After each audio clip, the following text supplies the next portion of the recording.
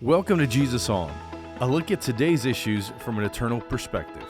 Pastor Zack and Pastor John will be giving us biblical insight into some of the problems the world faces today. Sit back and listen as we hear Jesus On, the problems you're dealing with right now. Hey, welcome to the Jesus On podcast. My name is Zack, and this right here, Melissa. Yeah, this is Melissa. This is my wife. And we are doing a special focus on family and marriage for this podcast. Talk about what Jesus has to say on some important issues around family and marriage.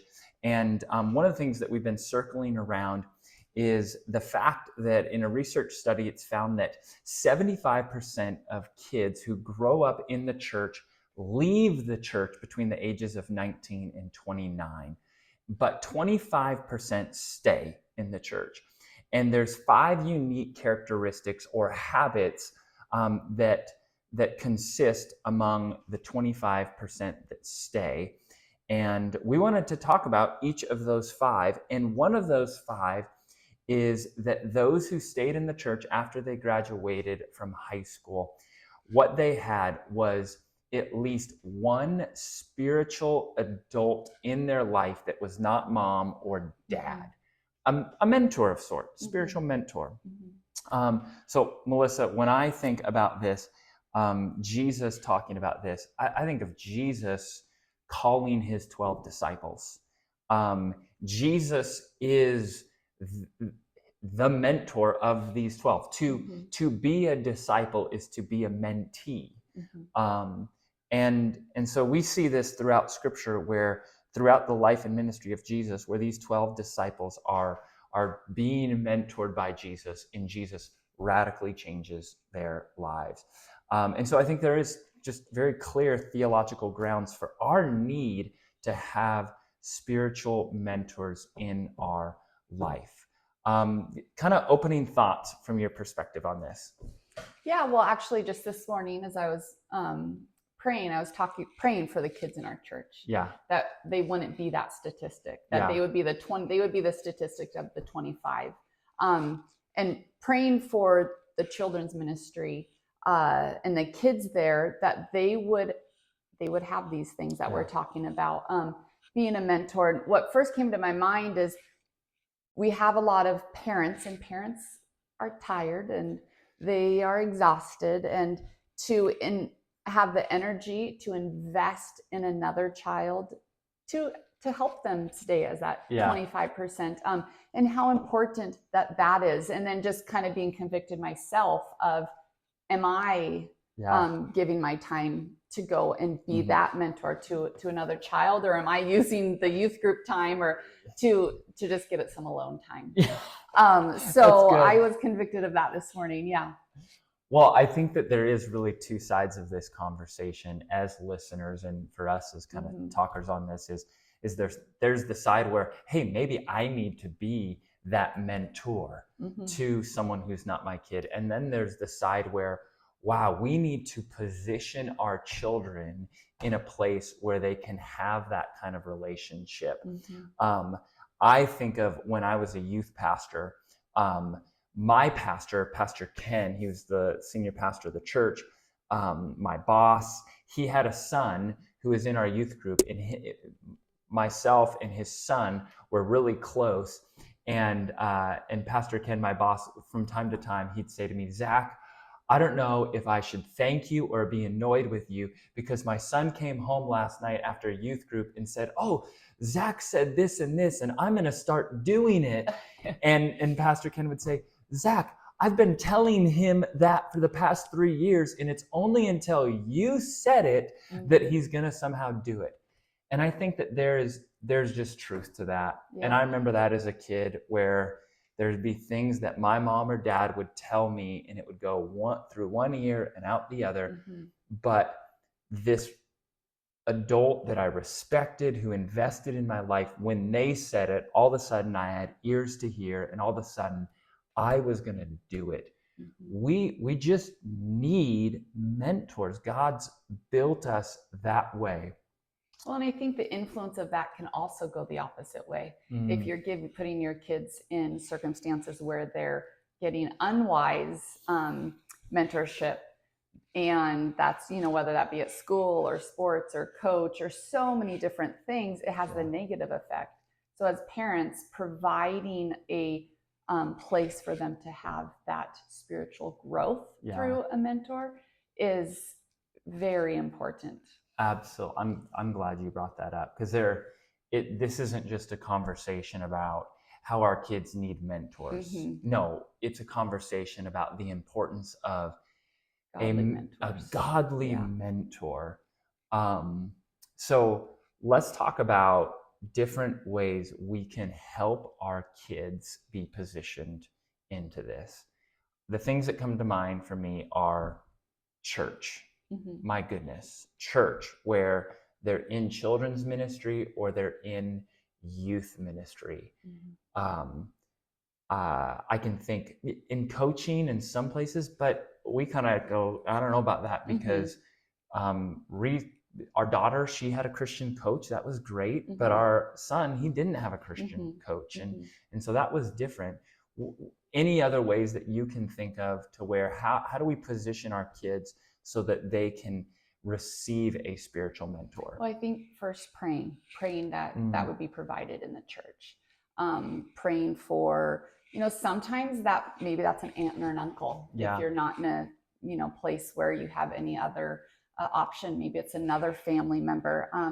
But praying that those relationships would even be developed without you saying, here, son, you're going to go on a coffee date with this adult and you're going to become, mentor mentee. So just praying that God would provide those, so that we would think of it as being organic, an organic friendship, relationship that was grown, but that it was divinely appointed by God. Yeah. I tell the people that are in our kids' lives that are serving that person, our kids aren't even that old, 7, the youngest, 11, almost 12, the oldest. You have James in our life. I've told James, you are that for my oldest son. He looks up to you so much. And I think because there's a common interest, not only in the Lord, but they have their love of baseball and Mariners. And so there is that draw that he loves hanging out with James. He loves talking baseball with James. And so I think because you have that friendship, praise James for that, he will be, you're more open. You're open to learn from him. And like you said, even though we as parents we tell him things, James would be able to do that. And it would be, whether it's the same words or not, be able to be received differently. Yeah. So I think naming it, I think when you identify those people mentoring your children, whether they mean to or not, I think naming it. I've told James, I've told Micah, like, hey, thank you. You are making an impact. Christina, like these people, naming it and saying, thank you. You are making an impact. I loved aunt and uncle. We've got some really helpful aunt and uncles that are pouring into our kids for spiritual things.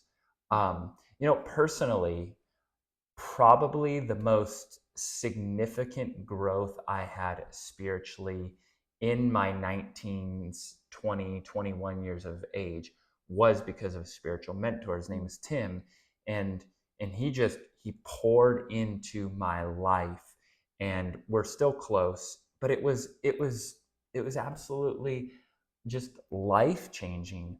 I wonder if one of the issues is many of us who are listening, we've never had this. I think this is kind of rare. And maybe there's the whole conversation of how we still need this, right? We need people who are a decade or two ahead of us mentoring us. Go back for a second. Okay, we've talked about positioning our kids to receive this. Youth group, children's ministry, church. This is why it's so important to belong to a church. It's huge. But positioning our kids, really saying thank you to the adults that are really empowering them too. Hey, thank you for doing this. Please keep on doing it. So we talked about that. Let's kind of end talking about that conversation of your job, my job, your job to do this for another child or two. Any thoughts?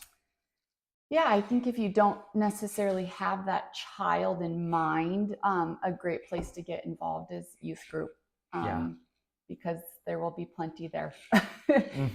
Or serving in the Sunday morning children's class there, and developing those friendships, because I think before you can be a mentor, you have to be a friend. You have to know them, know their interests. They'll be open to know your to share you what their struggles are. And so developing those friendships with the kids when they're young, because not many things are needing to be spoken into at 7, 8, 9, 10, 11 years old.